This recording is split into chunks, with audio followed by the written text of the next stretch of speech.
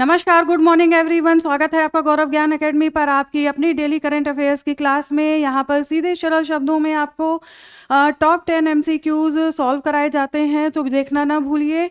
और चैनल पर नए हैं तो सब्सक्राइब करना भी ना भूलिए, शेयर करिए, लाइक भी कीजिए। ठीक है, आज है 26 सितंबर और दिन फ्राइडे। तो स्टार्ट करते हैं आज का करंट अफेयर। तो देखते हैं पहला क्वेश्चन क्या है। प्रधानमंत्री नरेंद्र मोदी ने किस देश के प्रधानमंत्री को रोश हसना पर्व की शुभकामनाएं दी? तो यहाँ पर राइट आंसर है इजराइल। ठीक है, इजराइल के प्रधानमंत्री को अपने प्रधानमंत्री मोदी के द्वारा शुभकामनाएं दी गई। देखिए, ये यहूदियों का प्रमुख त्यौहार है, यहूदियों का पर्व होता है ये, और ये 9 वर्ष माना जाता है। ठीक है, दुनिया के निर्माण का त्यौहार है, ये दुनिया के निर्माण का उत्सव है। इसका आशय है दुनिया के निर्माण का उत्सव। तो आप इसको ध्यान रखिए, इम्पॉर्टेंट है। इस समय इजराइल काफ़ी राजनीतिक विश्व में, अगर विश्व पटल पर देखा जाए तो काफ़ी चर्चा में है फिलिस्तीन की वजह से। तो इस वजह से आप ये ऐसे चीज़ें भी याद रखिए, ऐसे फैक्ट्स भी याद रखिए, क्योंकि क्वेश्चन आता है इस तरीके से। आ जाइए आगे देखते हैं। हाँ, कुछ नियुक्तियां और देख लेते हैं ताकि आपका रिवीजन भी साथ के साथ होता चले। चलिए स्टार्ट करते हैं। 28वीं यूनिवर्सल पोस्टल कांग्रेस का आयोजन कहाँ पर किया गया? तो ये किया गया दुबई में।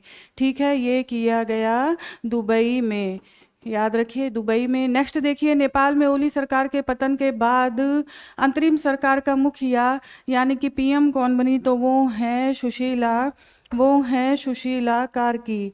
ठीक है, सुशीला कार्की, जो कि चीफ जस्टिस भी वहाँ की रह चुकी हैं, उन्हें प्रधानमंत्री नियुक्त किया गया। नेक्स्ट देखिए, घोष्ट सार्क मानव रहित पनडुब्बी वाहन बनाने की घोषणा करने वाला देश कौन सा है? तो इस देश का नाम है ऑस्ट्रेलिया। ठीक है, ऑस्ट्रेलिया। नेक्स्ट देखिए, फ्रांसवा बायरू के इस्तीफे के बाद फ्रांस का नया प्रधानमंत्री, तो फ्रांस का नया प्रधानमंत्री है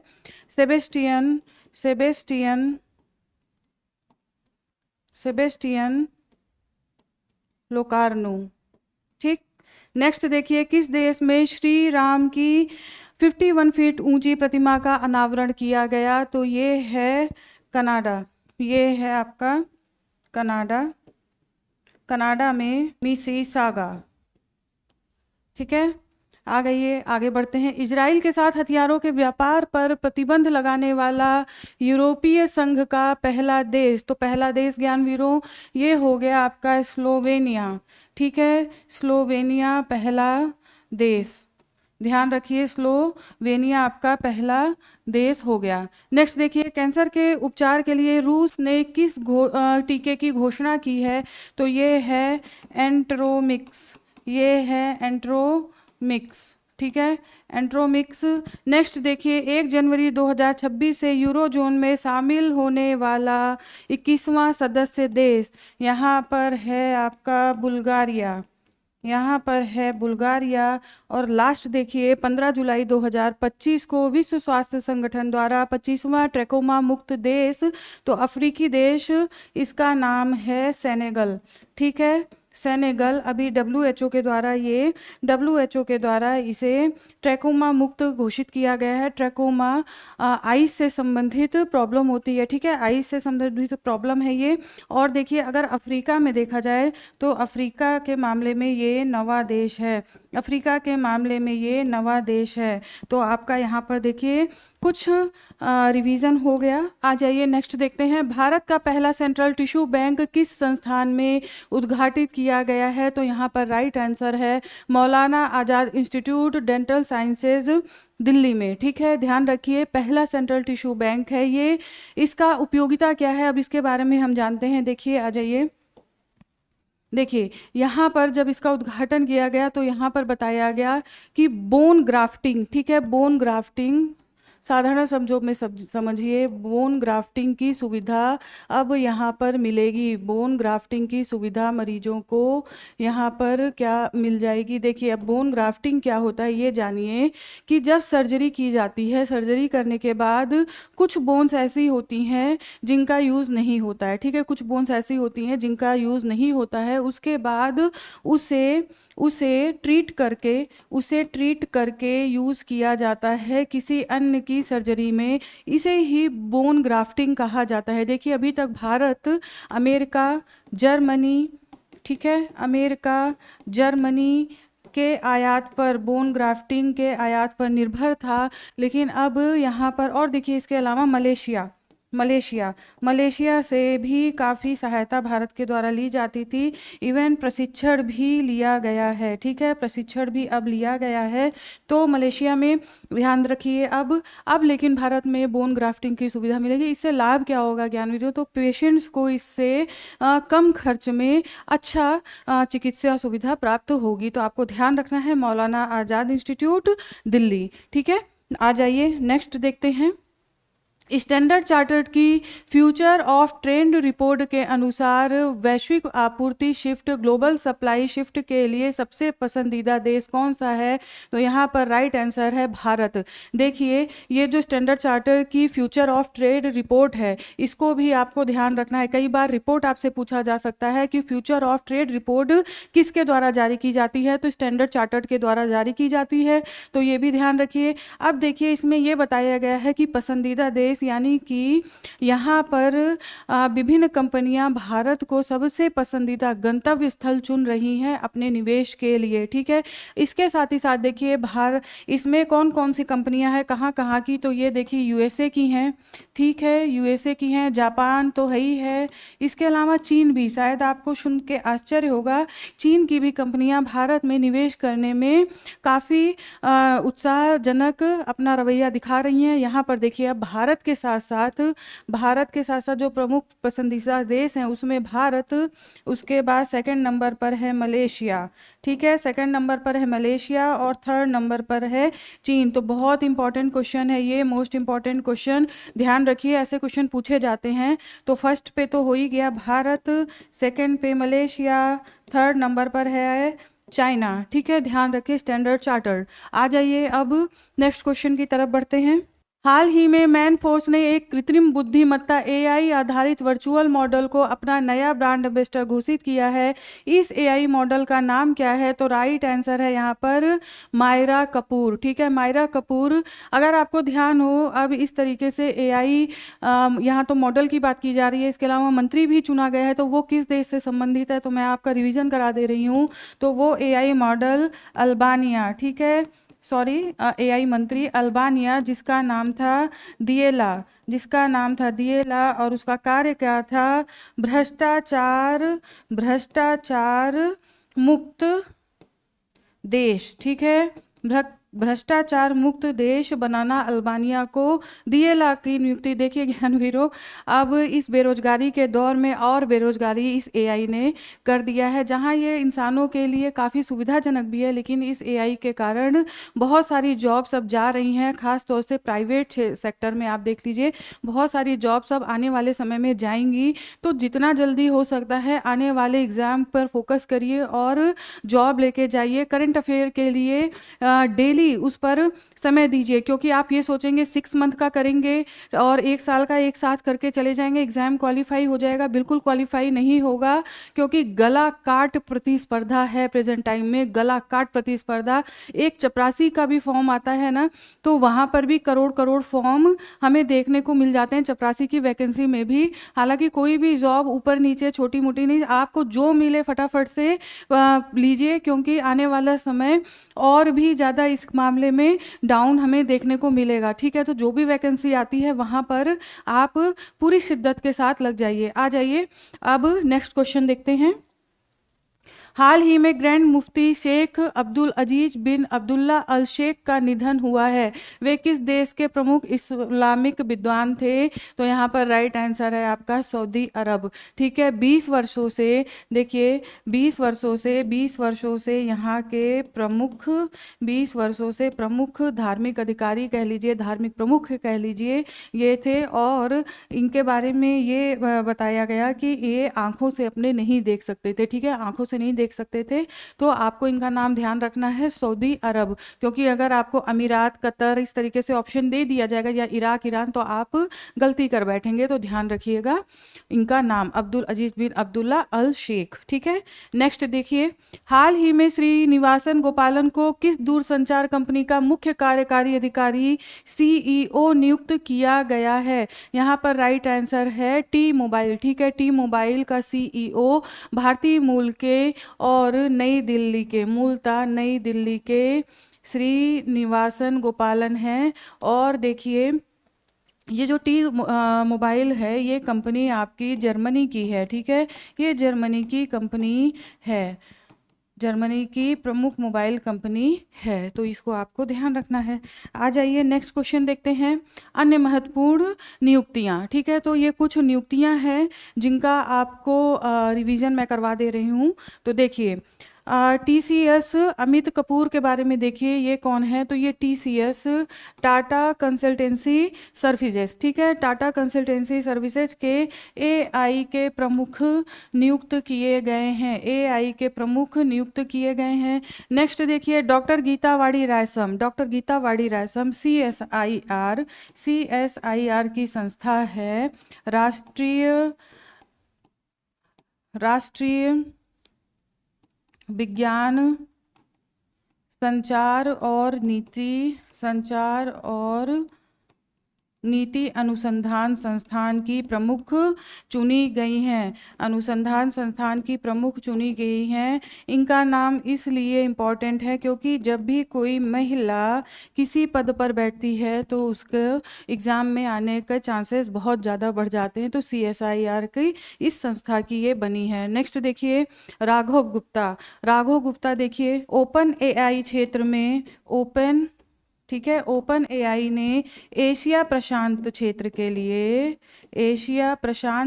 के लिए शिक्षा पहल में नियुक्त किया है। एशिया प्रशांत क्षेत्र में शिक्षा पहल के लिए इन्हें नियुक्त किया गया है, तो बहुत बड़ी उपलब्धि है। पहला ऐसे इंडियन है ये राघव गुप्ता जिन्हें ये पद प्राप्त हुआ है। ठीक है, नेक्स्ट देखिए डॉक्टर राजीव रंजन, डॉक्टर राजीव रंजन देखिए एनडीबी यानी कि न्यू डेवलपमेंट बैंक, आपको पता है ब्रिक्स बैंक भी जिसे बोला जाता है। ठीक है, एनडीबी का उपाध्यक्ष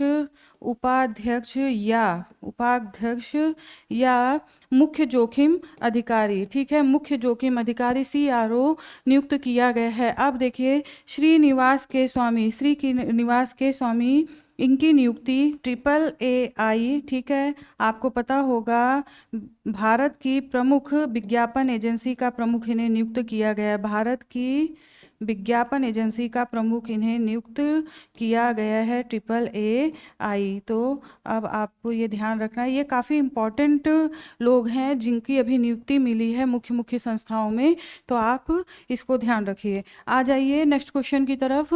हाल ही में 94 वर्ष की आयु में जिन प्रसिद्ध कन्नड़ उपन्यासकार का निधन हुआ है वे कौन है? राइट आंसर है यहाँ पर एस.एल. भैरप्पा। ठीक है, एस.एल. भैरप्पा कन्नड़ उपन्यासकार। देखिए कई बार आपको इनका नाम दे दिया जाएगा एस.एल. भैरप्पा, और ये किस लैंग्वेज से संबंधित उपन्यासकार हैं ऐसे भी पूछा जाता है, तो आपको ये ध्यान रखना है कन्नड़ भाषा से संबंधित। आप प्रमुख उपन्यास इनके देख लीजिए, प्रमुख उपन्यास कौन से हैं, तो ये है वंश वृक्ष, वात्सल, पर्व, मंदरा और तंतु। एक बार पढ़िए, वहाँ पर अगर आप ऑप्शन देखेंगे तो आपको याद आएगा, रिवीजन हालांकि बार बार चाहिए।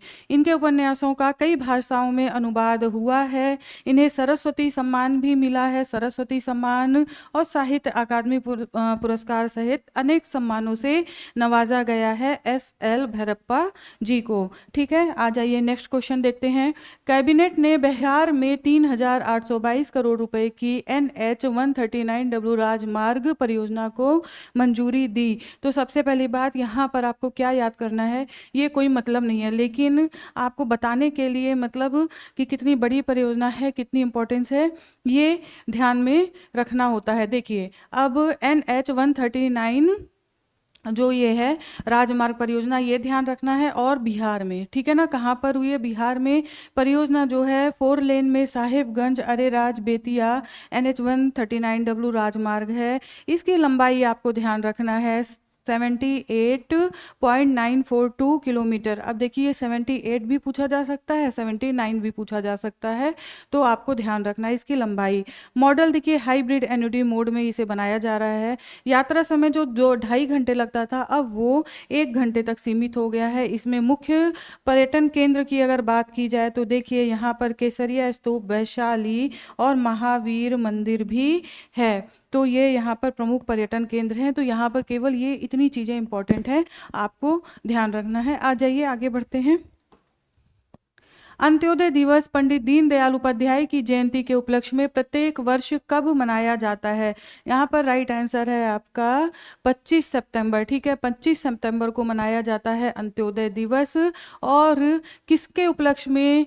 तो पंडित दीनदयाल उपाध्याय के जन्म दिवस के उपलक्ष्य में ये मनाया जाता है। इस बार जो था वो 109वीं जन्म शताब्दी जन्म दिवस पे मनाया गया है। ठीक है, और देखिए यहाँ पर अंत्योदय दिवस, अंत्योदय का आशय क्या है अगर आपको नहीं पता है? अंत्योदय मतलब अंतिम पायदान पर या अंतिम छोर पर खड़े व्यक्ति का भी कल्याण करना, इसका मेनली उद्देश्य है। अगर हम दीनदयाल उपाध्याय की बात करें तो दीनदयाल उपाध्याय को हम राजनीतिक चिंतक के रूप में जानते हैं, और समग्र मानववाद इनका मुख्य जो इनकी देन थी वो समग्र मानववाद, इस तरह से इन्हें जाना जाता है, समग्र मानववाद। और देखिए दीनदयाल उपाध्याय के अगर हम जन्म की बात करें ज्ञानवीरों, तो वो जन्म हुआ था मथुरा में। ठीक है, जन्म हुआ था मथुरा में।